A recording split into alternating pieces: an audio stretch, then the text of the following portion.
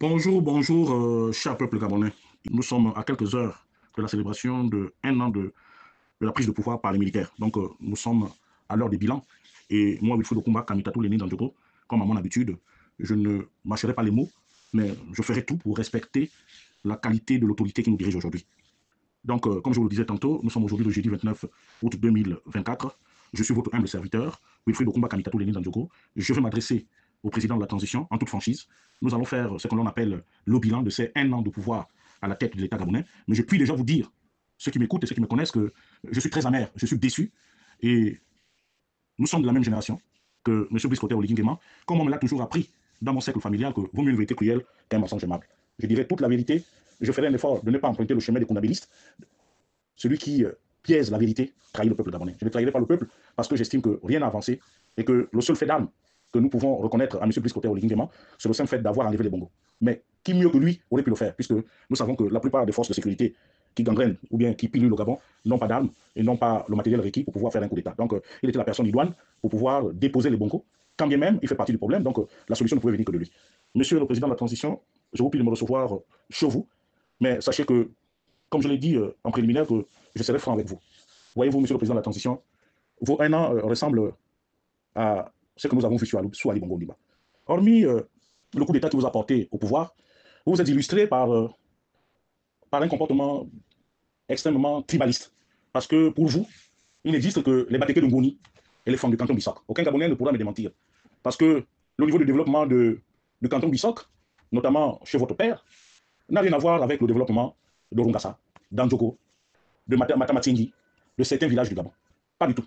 Ça prouve à suffisance que vous n'êtes pas le président de tous les Gabonais, mais vous êtes le président d'un clan et de deux groupes ethniques. C'est-à-dire vos parents de Ngoni et vos parents du canton Bissoc. Monsieur le Président, voyez-vous, vos un an de pouvoir, vous avez instauré la corruption à grande échelle. Vous avez été le tribaliste, un tribaliste avéré. Et pourtant, au début de votre magistère, vous nous avez promis de restaurer la dignité. La dignité des Gabonais. Malheureusement, vous nous avez servi la méchanceté et surtout la mauvaise foi.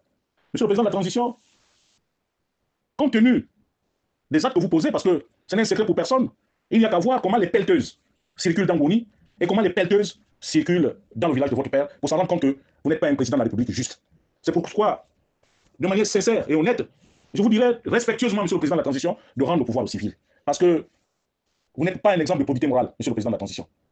Vous avez trahi le peuple gabonais. C'est vrai qu'à votre corps défendant, on dira que vous avez bétonné certaines voies. Mais comment expliquer que depuis un an, nous constatons les mêmes éléments? Et puis, avec le toupet qui caractérise votre gouvernement, ces derniers se permettent de nous demander de voter le oui. Est-ce que c'est un oui qui consacre la royauté? Est-ce que c'est un oui qui consacre votre pouvoir à la vie? Est-ce que c'est un oui qui nous entraîne à la mort? Parce que nous n'avons aucun support pour que nous puissions apporter un jugement juste. Excellence, Monsieur le Président de la Transition. Nous avons constaté, comme tout le monde, comme l'ensemble de la communauté nationale et internationale, que vous êtes venus pour vous enrichir. Eh bien, nous nous sommes fait certainement une illusion sur votre richesse. Nous savions que lorsque vous avez pris le pouvoir, vous étiez l'aide de camp attitré, l'un des aides de camp de feu le grand maître. Nous estimons que vous étiez à l'abri de la peur et du besoin, pour paraphraser le président Jean-Ping. Malheureusement, nous constatons pour le regretter que ce n'était que des illusions, ce n'était qu'une fausse appréhension de notre part. Vous êtes encore dans le besoin. Parce que vous avez clochardisé la majorité du peuple gabonais pour les intérêts de vos familles respectives, que ce soit en Ngoni, que ce soit en Katon Bissok. Maintenant que vous avez créé une espèce de scission auprès des populations gabonaises, il va falloir que vous assumiez vos responsabilités, Monsieur le Président de la Transition. Mais ce qui nous conforte devant ce que l'on peut appeler une haute trahison de votre part, c'est que les militaires qui vont défiler demain, si ces militaires ont un peu de la dignité, ils devraient normalement renoncer à ce défilé parce que, une nouvelle fois, vous avez fait preuve de mensonge. Parce que depuis votre prise de pouvoir, vous avez promis à ces militaires que vous devez absolument leur remettre 3 millions de francs CFA à chaque homme de troupe. Malheureusement, comme tous les Gabonais, nous constatons que les commandants en chef, les membres de votre famille se servent de l'État, s'enrichissent à une vitesse grand V. C'est pourquoi il me plaît de vous rappeler, Monsieur le Président de la Transition, que la ruse villageoise n'a jamais conduit quelqu'un au succès. Vous pensez être plus rusé que nous, mais sachez une chose, c'est que nous sommes plus malins que vous. Et c'est pour cela que je demande au peuple conquérant du Gabon, au peuple souverain, à ces militaires encore les prix de liberté, de pouvoir se lever, de pouvoir dire non, parce que c'est trop facile d'apporter notre imprimature à une dictature latente, Monsieur le Président de la Transition. Vous avez menti, et le mensonge dans nos États, dans notre pays, la personne doit payer. Si nous avons été intransigeants avec Ali Bongo, avec la famille Bongo, nous serons intraitables avec vous. C'est pour cela que j'en appelle à la responsabilité des militaires. J'en appelle au civisme et au courage de ce peuple qui souffre depuis plus de 57 ans par cette dictature féroce imposée par des personnes sans foi ni loi. Monsieur le Président de la Transition, je pense que au-delà de tous les griefs que je viens de poser, un adage, je nous dis qu'il n'y a que des imbéciles qui ne changent pas. Et je crois que vous n'êtes pas un imbécile. Vous êtes quelqu'un qui a la main sur le cœur. Est-ce que vous acceptez de changer? Pour changer, le Gabonais a besoin de quoi? Le Gabonais a besoin de l'école cadeau, de l'hôpital cadeau, du transport cadeau. C'est possible dans notre pays, au vu de l'étendue des richesses. Au vu de l'étendue des richesses, vous pouvez offrir cela aux Gabonais. Mais malheureusement, vous refusez. Vous refusez de nous rendre heureux. Il n'y a qu'à voir là, le village Andjogo. Andjogo là-bas, vous avez commis pour les travaux de la route France-Ville-Andjogo une entreprise fantomatique. Une entreprise qui n'a rien du tout. Une entreprise dont les capacités de pouvoir se mouvoir sont limitées. Mais il suffit d'aller au canton Bissok, il suffit de voir l'étendue des actes que vous posez chez votre père là-bas en pays franc pour comprendre que, en fait, vous n'avez pas d'amour pour les autres Gabonais. Pourquoi allons-nous alors voter le oui à partir du moment où vous n'arrivez même pas à nous donner ce qui nous revient de droit, la dignité? Excellence, Monsieur le Président de la Transition. Voilà un peuple clochardisé. Pourquoi est-ce que les gens se bousculent lors de vos différents passages? C'est tout simplement parce qu'ils n'ont rien à manger et que les 5 000 francs qui leur sont distribués pour venir faire le nombre, ils sont obligés de venir quémander ce qui leur revient de droit.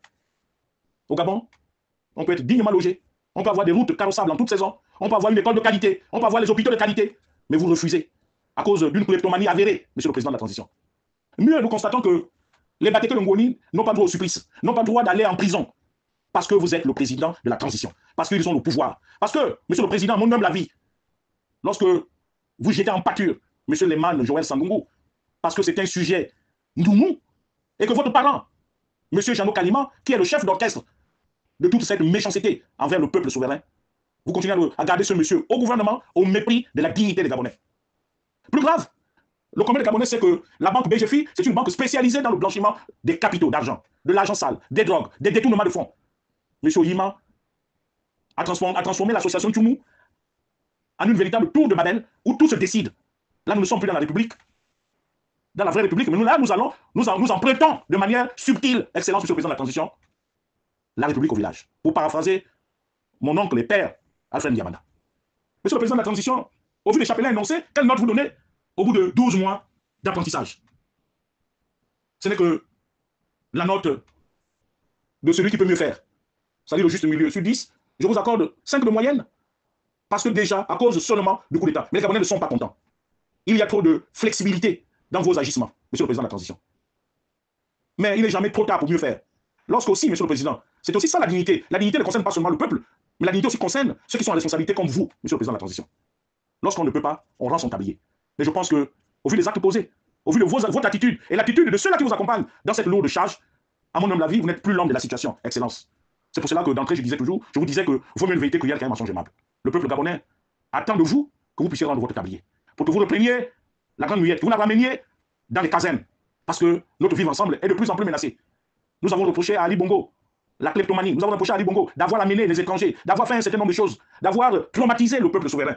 Mais Monsieur le Président de la Transition, les gens qui ont honte de vous le dire, vous en faites un peu plus. Et vous en faites sinon trop, Monsieur le Président de la Transition. À cela s'ajoute, c'est le côté pour lequel je n'ai jamais voulu parler. Parce que j'estime que dans notre coutume, dans nos us et coutumes, l'aîné ne peut jamais parler des problèmes de foyer de son petit frère. Mais je m'excuse, je suis obligé de rentrer de plein fouet dans ce que je peux appeler la méchanceté gratuite. Vous avez voulu avoir 2 épouses, c'est votre droit le plus absolu. Mais vos 2 épouses coûtent excessivement cher aux contribuables. Plus grave, elles interfèrent dans la gestion de l'État. C'est que nous reprochions il y a moins d'1 an à Sylvia Bongo Ndimba, que vous gardez en prison par votre entêtement, parce que les complices courent toujours, Monsieur le Président de la Transition. Vous voulez un pays réconcilié. Vous voulez être président de la République. Mais respectez déjà ce peuple. Même si Ngoni vous dit, à qui veut l'entendre, que vous êtes venu par coup d'État et que vous ne nous devez rien. D'accord. Mais nous n'allons pas aussi nous laisser faire. Parce qu'aujourd'hui, pour les personnes de mon âge, à bientôt 54 ans, je n'ai plus trop de temps sur Terre. Parce que personne ne connaît quand est-ce qu'il vit au monde et quand est-ce qu'il peut quitter le monde des vivants. Et sachez, Monsieur le Président de la Transition, que nul n'est infaillible. Vous pouvez avoir tous les marabouts, vous pouvez avoir tous les pygmées qui vous accompagnent. Mais Monsieur le Président de la Transition, le peuple souffre. Vous nous dites que la fonction publique ne peut plus embaucher les gens. Oui, j'en conviens, je suis d'accord avec vous. Mais parmi les 480 taxis, j'aimerais savoir combien il y aurait de chauffeurs d'Ongoni. Nous sommes appelés à jouer les taximans et vos parents d'Ongoni sont appelés à jouer les bureaucrates. Ou vos parents de canton Bissok. C'est une injustice de votre part, Excellence, Monsieur le Président de la Transition. Et ce n'est pas bien. Votre main continue de trembler parce que nous ne comprenons pas qu'il y a un tribalisme avéré à Mwanda. Monsieur Batolo, parce qu'il se gargarise en disant qu'il paye les travailleurs de votre chantier qui se trouvent derrière les Liconia, qu'il serait le principal fournisseur de vos différents chantiers que vous émargerez au sein de la RSE, mais des propos extrêmement graves. Et nous comprenons pourquoi est-ce que ce monsieur peut se permettre de narguer toute la population flottante de Mwanda.